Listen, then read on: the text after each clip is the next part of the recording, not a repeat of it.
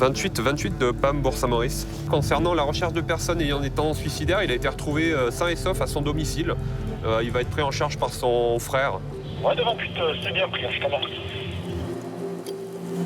Toutes les 90 secondes, un cambriolage a lieu en France. Et en moyenne, il dure 20 minutes, pendant l'absence des propriétaires. Comme aujourd'hui. Alors là, on a été engagé sur un cambriolage qui a été commis. On va les constater, mais bon, quand on arrive toujours sur une prise en charge de victimes, c'est toujours un traumatisme de se faire cambrioler. Moi, la particularité de cette intervention, c'est que la victime a perdu son mari ce matin. Donc pas forcément toujours facile de faire notre travail. La femme cambriolée habite une maison isolée dans la campagne annécienne. En rentrant de l'enterrement de son mari, elle a découvert son intérieur sans dessus-dessous. La gendarmerie, madame, bonjour. Bonjour. Bonjour, vous avez appelé? Oui, voilà, monsieur, j'ai perdu mon mari ce matin. Vous avez pour vous. Et puis, je viens de rentrer là du funéraire pour prendre en compte. J'ai retrouvé la maison. Non, je ne savais pas, parce que j'ai dit, je peux pas fermer la clé. D'accord. Et puis j'ai vu qu'ils sont passés par la fenêtre. Et puis ils ont le coloc qui est retourné. On va regarder ça. Donc ils m'ont tout pris. Bon, vous allez vous asseoir un petit peu? Les journées pas faciles. Oh là! C'est dans la chambre que les voleurs ont trouvé la caverne d'Ali Baba, la boîte à bijoux de la propriétaire. Je pense qu'il y a eu pas mal de bijoux dérobés. Ah bah ça c'est sûr. Il y en avait dans chaque boîte. Ah bah il y avait toutes mes bagues en or, ceux de mes grands-parents, il y avait de l'argent là-dedans. J'ai eu 1500 plus une pièce américaine de 1800 et quelques. Belle valeur. Selon les premières estimations, le butin du vol s'élèverait à plus de 50 000 €. Greg va tout faire pour tenter de retrouver les malfaiteurs. J'ai vu une voiture, alors je pense que c'est eux quand je suis partie. Une voiture bleue, genre petite camionnette. Puis sur le côté noir et bleu, c'était marqué. D'accord, ok. Le mec, il m'a bien regardé, ils étaient deux. Ok. La lumière, c'est à droite là. Je ne veux pas toucher pour l'instant. Je vais juste aller chercher matériel dans la voiture. Pendant plus d'une heure, Boris met tout en œuvre pour récolter le plus d'indices possible. Tous ces prélèvements seront envoyés dans un laboratoire pour analyse. En attendant, la propriétaire va devoir venir déposer plainte. Ok, je vais juste vous demander 3 petites signatures. Ici. Moi, ce que je vous propose, c'est que vous vous présentez à la gendarmerie d'Anne-Sylvieux demain. Je vous accueille. Et je prends votre dépôt de plainte, mais ça vous laisse demain matin le temps de faire voir un peu ce qui a été volé. S'il y a moyen de faire une petite liste La pièce la plus complète possible, si vous avez des photos. Après un cambriolage, si le préjudice matériel est pénalisant pour les victimes, beaucoup sont aussi traumatisés par ces intrusions forcées dans leur intimité, jusqu'à déclencher des crises de panique chez les plus fragiles.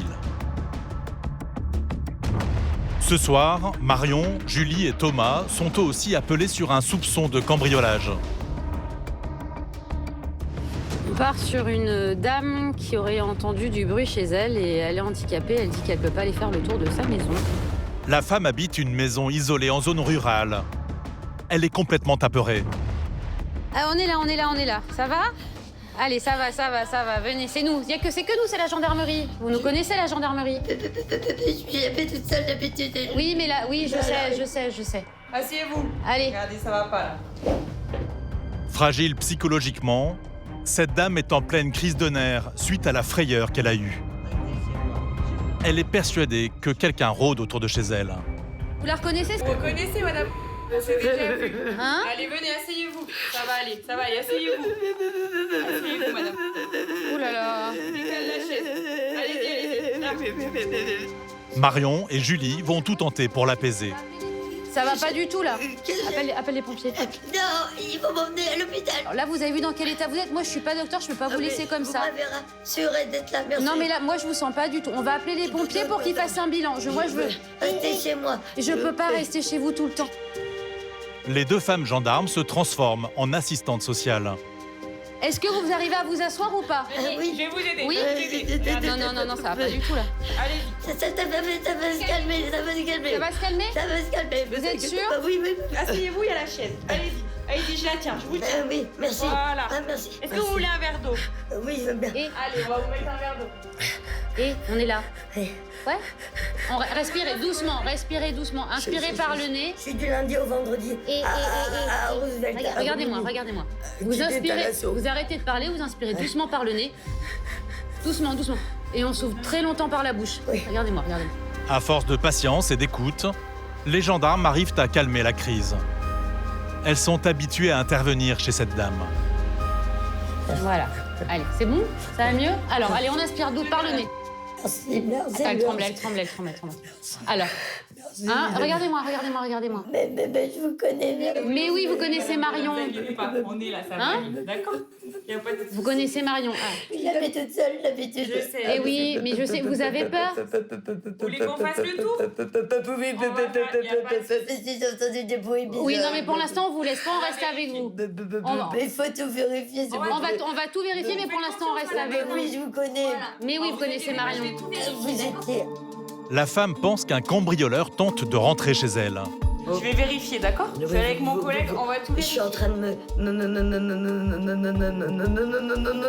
calmer. D'accord. D'accord. Je vous laisse avec Julie, vous êtes entre de bonnes mains, et moi je vais aller faire le tour avec mon Faites collègue. attention à vous. Oui, mais vous inquiétez pas, on est armés, nous. Ça va. Hein? Attention à vous. Sur ce type d'intervention, les gendarmes doivent composer avec des victimes au discours pas vraiment cohérent. Visiblement, elle a quelques soucis. Elle nous a expliqué qu'elle avait déjà fait des séjours en unité.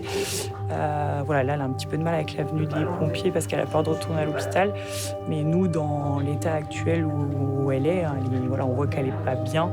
Nous, on ne peut pas se permettre de la laisser sans avoir vu un médecin. La botte secrète de Marion, c'est son empathie. On n'est pas forcément formé pour ça, mais après, c'est l'humain aussi qui prend le dessus et on essaye de le faire du mieux possible. Visiblement, ce soir, ça fonctionne, donc c'est une belle victoire pour nous. Dans la cuisine, la femme est finalement calmée. Marion va faire le tour de la maison. Vous faites un tour un peu pour la forme. Tout à fait, voilà, parce que la dame, elle nous dit qu'elle a entendu des bruits et pour, alors nous, déjà, lever le doute, même si on pense bien qu'il n'y a personne, lever le doute, et aussi ça permet de la rassurer, elle, de voir que nous, on fait la vérification. Comme le pressentaient les gendarmes, la maison est vide. Il n'y a personne, d'accord? On a vérifié toutes les pièces, tout est bon. Julie, elle Vous avez entendu? Il n'y a personne dans la maison. entendu que je arrive. Oui, mais il n'y a pas Oui, de souci, alors tout ça, on s'en va pas. Merci. On ne s'en va pas. Mais On vous laissera pas soyez toute seule. rassurés, nous, on a fait le tour, il n'y a personne dans la maison.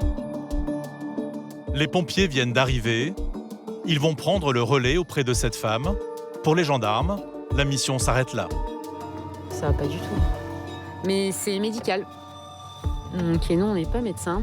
Donc, on fait ce qu'on peut à notre niveau. Et on peut pas faire plus que ça. À partir du moment où un médecin dit non, elle reste à domicile parce qu'elle n'est pas toute seule, ben non, on peut pas faire plus, quoi. C'est plus notre métier.